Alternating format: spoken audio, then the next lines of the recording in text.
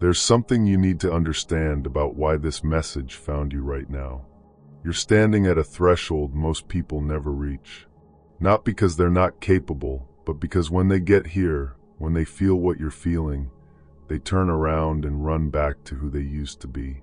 Back to the familiar, back to the comfortable prison they've been living in for years. But you didn't run. You're still here, still reading, still searching for the words that explain what's happening inside you. And here's what's happening. Your old self is dying. Not metaphorically, not eventually right now. And you can feel it. That restlessness, that sense that you don't fit into your own life anymore. That growing distance between who you've been and who you're becoming. That's not confusion. That's not a crisis. That's death. The death of the version of you that's carried you this far, but can't take you any further. And this message found you because you're ready to let them go. Let me tell you what nobody warns you about. You're addicted to who you were. Not because that version of you was happy. Not because they had it all figured out, but because they're familiar. You know how they think. You know how they react. You know what to expect from them. And your brain, your nervous system, your entire body has been running the same program for so long that it feels like that's just who you are. But it's not. It's who you've been practicing. And there's a difference. Every time you respond to stress the same way, every time you make the same choices that lead to the same outcomes, every time you think the same thoughts that create the same feelings, you're not being yourself. You're being a recording of yourself, a loop playing over and over. And the terrifying part, you don't even realize it's happening because the loop is so ingrained, so automatic that it feels like identity, like this is just how I am. But it's not. It's just how you've been. And here's why that matters. You can't become who you're meant to be while you're still running the program of who you used to be. It's impossible. Because every new opportunity, every new relationship, every new version of yourself that's trying to emerge, it's being filtered through the old operating system, the one that's built on past wounds, past fears, past versions of reality that don't exist anymore. And so you keep repeating the same patterns, dating the same type of person in a different body, chasing the same goals that don't actually fulfill you, reacting to new situations with old trauma. And you're exhausted, not from life, from the weight of dragging a dead version of yourself into every new moment. And somewhere deep inside you know it's time to let them go. But you're terrified because letting go of who you've been feels like dying. And it is. It absolutely is. But here's what makes this moment different from every other time you've thought about changing. This time you're not trying to become someone new while staying who you are. You're finally realizing that those two things can't coexist. The old you has to die for the new you to be born. And I don't mean that in some dramatic burn your life down kind of way. I mean that the thoughts that got you here won't get you there. The beliefs that kept you safe in the past are keeping you small in the present. The identity you've been clinging to because it's familiar is the cage preventing you from becoming free. And until you're willing to let that version of yourself die, until you're willing to grieve them, thank them, and release them, you'll stay stuck. Not because you're not trying, but because you're trying to build a new life with the blueprint of an old one. Think about how this shows up in your actual life. You say you want to change, but you're still hanging around the same people who knew the old you and expect you to stay that way. You say you're working on yourself, but you're still having the same internal conversations, replaying the same mental loops, reinforcing the same limiting beliefs. You say you're ready to grow, but you're still making choices from fear, from scarcity, from the version of you that learned to play it safe because the world felt dangerous. And I'm not judging that. I'm naming it because you can't change what you're not willing to see. And most people spend their entire lives pretending they're evolving, while secretly holding on to the person they've always been, hoping that somehow magically they'll transform without having to let anything go. But transformation doesn't work like that. Something has to die for something to be born. That's not a metaphor. That's the law. And here's the part that makes this so hard. Letting your old self die doesn't just mean letting go of the bad parts. It means letting go of the identity you built around surviving those bad parts. The person who had to be strong because no one else was. The person who had to be perfect because love felt conditional. The person who had to dim their light because shining felt dangerous. Those versions of you served a purpose. They protected you. They got you through. And there's grief in releasing them. Real grief. Because even though they were survival mechanisms, even though they were adaptations to pain, they were still you. For years they were all you knew how to be. And now you're being asked to let them go and trust that there's a version of you underneath all that armor. A version that doesn't need to perform or protect or prove. A version that can just exist. And that's terrifying because you don't know that version yet. You've spent so long being the person you had to be that you forgot the person you actually are. So how do you do it? How do you actually let the old self die without feeling like you're losing yourself entirely? You start by getting honest about what you're holding on to and why. What version of yourself are you still running? What story are you still telling about who you are based on who you used to be? What beliefs are you carrying that don't belong to the person you're becoming? And then here's the shift. You stop trying to change those things. You just observe them. You notice the patterns without judgment. You watch yourself react the same way to the same triggers. And instead of beating yourself up for it, you just acknowledge it. Oh, there's the old program running. There's the version of me that learned to respond like this. And in that observation, in that awareness, something starts to shift because you can't be aware of the loop and stay in the loop at the same time. Awareness itself begins to break the cycle. Not because you're forcing change, but because you're finally seeing what's been invisible. And then you practice something radical. You practice letting yourself be different. Not performing different, not pretending to be different. Actually allowing yourself to think new thoughts, make new choices, respond in new ways, even when it feels unfamiliar, even when it feels uncomfortable, even when every part of you is screaming to go back to what you know. Because that discomfort, that unfamiliarity, that's not a sign you're doing it wrong. That's a sign the old self is dying and the new self is being born. And birth is messy. It's painful. It doesn't feel like progress in the moment. It feels like chaos, like you don't know who you are anymore. And you don't, because you're not the person you were, but you're not fully the person you're becoming yet either. You're in the in-between, the void, the death before the rebirth. And most people panic here.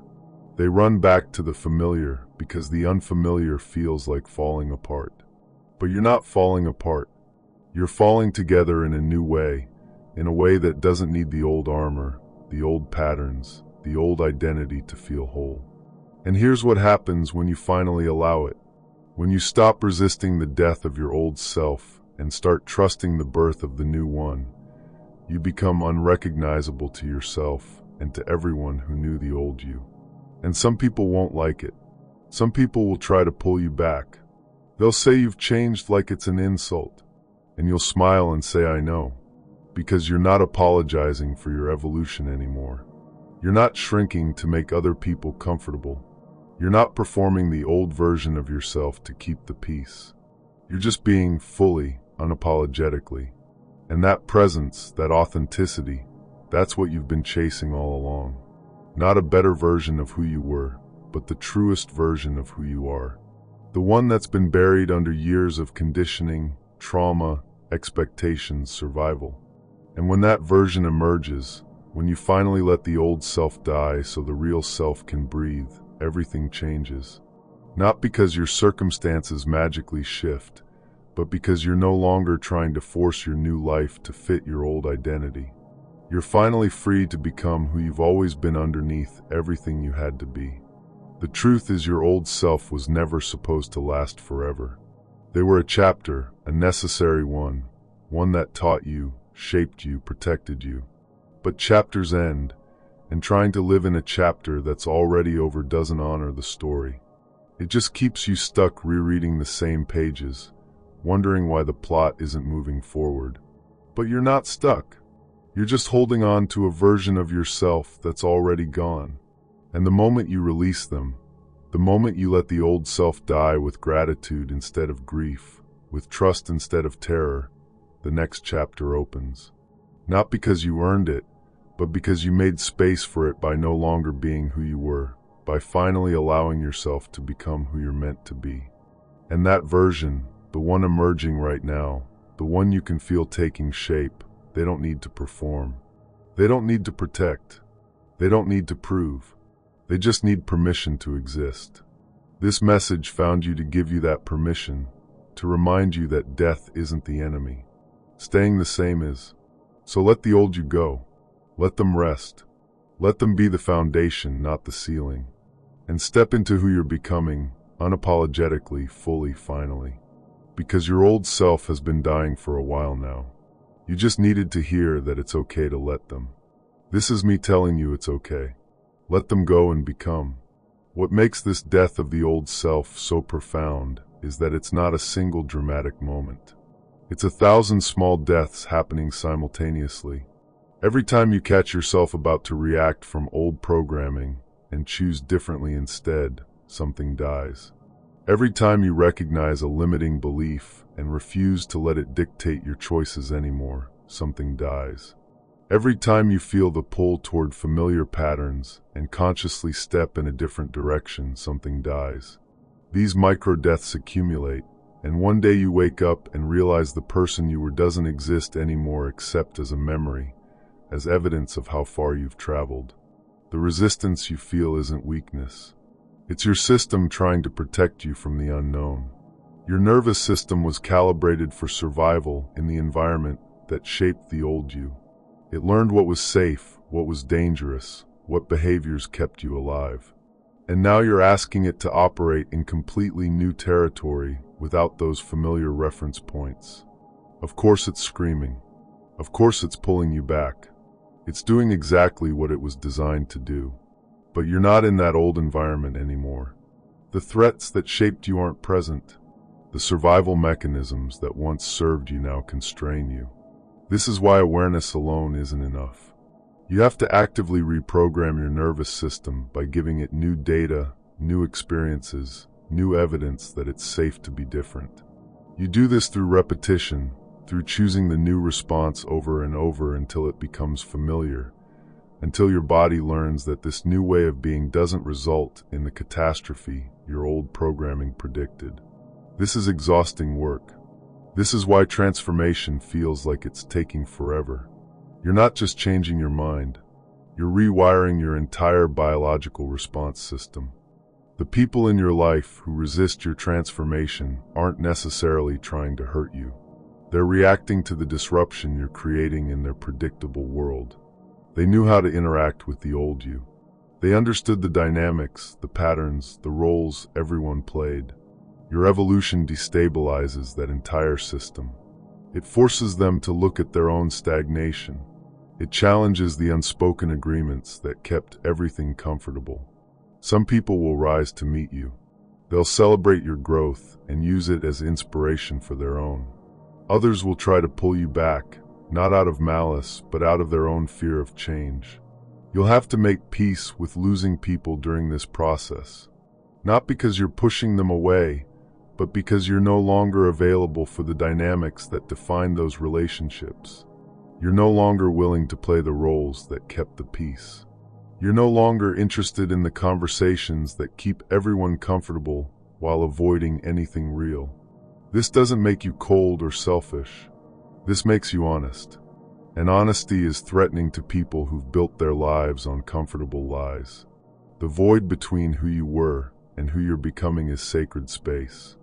Most spiritual traditions have names for this: the dark night of the soul, the descent, the crossing. Every wisdom tradition recognizes that real transformation requires a period where you're stripped of everything you thought you were, where you're lost, where you don't recognize yourself. This isn't a problem to be fixed. This is the process itself. You can't shortcut it. You can't skip to the other side. You have to walk through the void fully present to the discomfort, the uncertainty, the grief. What you discover in the void is that you exist independent of all the identities you've been clinging to.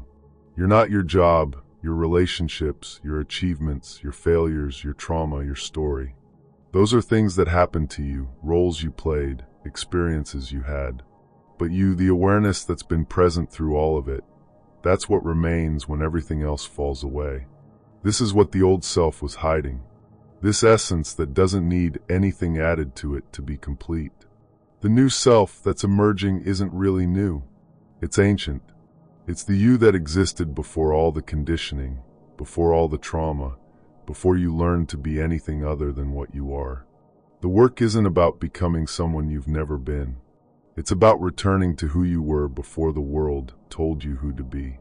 This is why it feels both terrifying and familiar at the same time. Terrifying because it requires letting go of everything you've constructed. Familiar because you're finally coming home to yourself. When you stop performing the old version of yourself, when you stop trying to meet expectations that were never yours to begin with, when you stop living according to programming that was installed without your consent, what remains is radical presence. You show up as you are, not as you think you should be. You respond from your actual values, not from fear or people-pleasing or old survival strategies. You make choices that align with your truth, not with what's safe or acceptable or expected. This authenticity is magnetic in a way performance never was. The old you tried to be likable, tried to fit in, tried to make everyone comfortable. The real you doesn't try. You simply exist as you are, and the people meant for you recognize you immediately. The opportunities aligned with your truth find you without you chasing them.